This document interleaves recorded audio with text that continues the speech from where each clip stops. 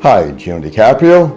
Anyways, an article I read online, and I believe this was written back in September 19, 2018 in HuffPost, also known as the Highline Huffington Post. I'm trying to go by memory. It came with an article what by, I believe his name was Michael Hobbies. Anyways, that's who it is, and that's where the post is from. It was on obesity, about how the information we're getting, it could be totally off of what we believe. I've always said personally, from my own gut feeling, I was learned to follow it, is I never believed in diet. I always believe in staying healthy. And that's totally different. I mean, going to the gym, whatever. I've seen people in perfect health have heart attacks, clog in the blood vessels. The same thing. It's like, and I've seen some people are overweight. I mean, really overweight, and they're probably the most healthiest people in the world. Anyway, I'm hoping that this video is going to help you. Please watch, and you know what? Don't forget, share with your friends. Thank you. Before we begin, please like, share, and be sure to subscribe to my page and ring the bell to get notification about my next video. For decades, the medical community has ignored mountains of evidence to wage a cruel and futile war on fat people, poisoning public perception and ruining millions of lives. It's time for a new paradigm. Story by Michael Hobbs. From the 16th century to the 19th, scurvy killed around 2 million sailors, more than warfare, shipwrecks and syphilis combined. It was an ugly, smelly death, too, beginning with rattling teeth and ending with a body so rotted out from the inside that its victims could literally be startled to death by a loud noise. Just as horrifying as the disease itself, though, is that for most of those 300 years, medical experts knew how to prevent it and simply failed to. In the 1600s, some sea captains distributed lemons, limes and oranges to sailors, driven by the belief that a daily dose of citrus fruit would stave off scurvy's progress. The British Navy, wary of the cost of expanding the treatment, turned to malt wort, a mashed and cooked byproduct of barley which had the advantage of being cheaper but the disadvantage of doing nothing whatsoever to cure scurvy.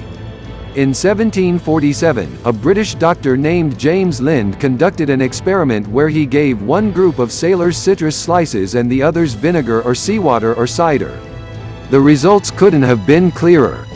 The crewmen who ate fruit improved so quickly that they were able to help care for the others as they languished. Lind published his findings but died before anyone got around to implementing them nearly 50 years later. This kind of myopia repeats throughout history. Seat belts were invented long before the automobile but weren't mandatory in cars until the 1960s. The first confirmed death from asbestos exposure was recorded in 1906, but the US didn't start banning the substance until 1973. Every discovery in public health, no matter how significant, must compete with the traditions, assumptions and financial incentives of the society implementing it. Which brings us to one of the largest gaps between science and practice in our own time. Years from now, we will look back in horror at the counterproductive ways we addressed the obesity epidemic and the barbaric ways we treated fat people, long after we knew there was a better path. About 40 years ago, Americans started getting much larger. According to the Centers for Disease Control and Prevention, nearly 80% of adults and about 1/3 of children now meet the clinical definition of overweight or obese. More Americans live with extreme obesity than with breast cancer, Parkinson's, Alzheimer's and HIV put together. And the medical community's primary response to this shift has been to blame fat people for being fat. Obesity, we are told, is a personal failing that strains our health care system, shrinks our GDP and saps our military strength. It is also an excuse to bully fat people in one sentence and then inform them in the next that you are doing it for their own good. That's why the fear of becoming fat or staying that way drives Americans to spend more on dieting every year than we spend on video games or movies.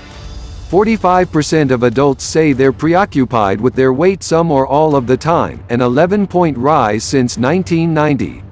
Nearly half of 3 to 6-year-old girls say they worry about being fat. The emotional costs are incalculable. I have never written a story where so many of my sources cried during interviews, where they double and triple checked that I would not reveal their names, where they shook with anger describing their interactions with doctors and strangers and their own families. One remembered kids singing "Baby Beluga" as she boarded the school bus, another said she has tried diets so extreme she has passed out, and yet another described the elaborate measures he takes to keep his spouse from seeing him naked in the light. A medical technician I'll call Sam, he asked me to change his name so his wife wouldn't find out he spoke to me, said that one glimpse of himself in a mirror can destroy his mood for days. I have this sense I'm fat, and I shouldn't be, he says.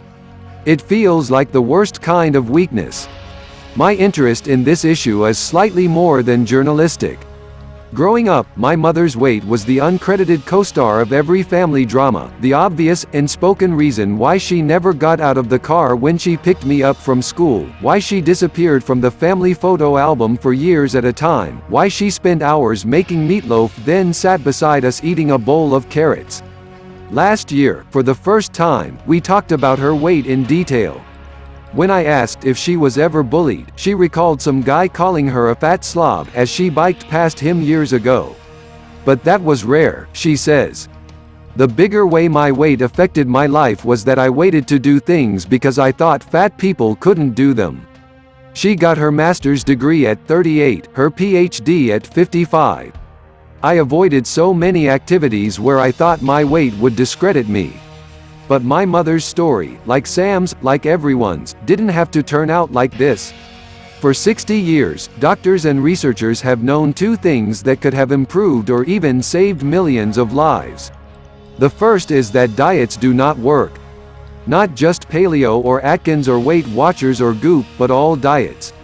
Since 1959, research has shown that 95 to 98% of attempts to lose weight fail and that 2/3 of dieters gain back more than they lost. The reasons are biological and irreversible. As early as 1969, research showed that losing just 3% of your body weight resulted in a 17% slowdown in your metabolism, a body-wide starvation response that blasts you with hunger hormones and drops your internal temperature until you rise back to your highest weight. Keeping weight off means fighting your body's energy regulation system and battling hunger all day, every day, for the rest of your life. The second big lesson the medical establishment has learned and rejected over and over again is that weight and health are not perfect synonyms. Yes, nearly every population-level study finds that fat people have worse cardiovascular health than thin people. But individuals are not averages. Studies have found that anywhere from 1/3 to 3/4 of people classified as obese are metabolically healthy.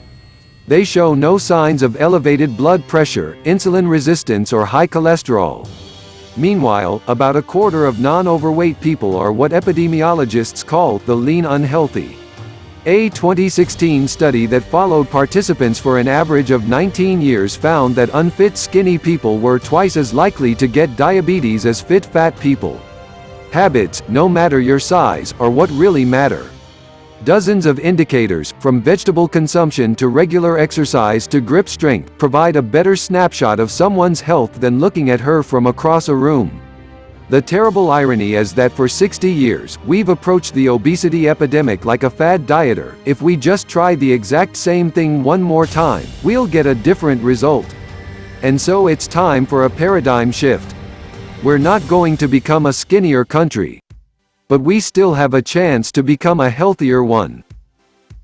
Anyways, I'm hoping you got something great from this and maybe some better understanding.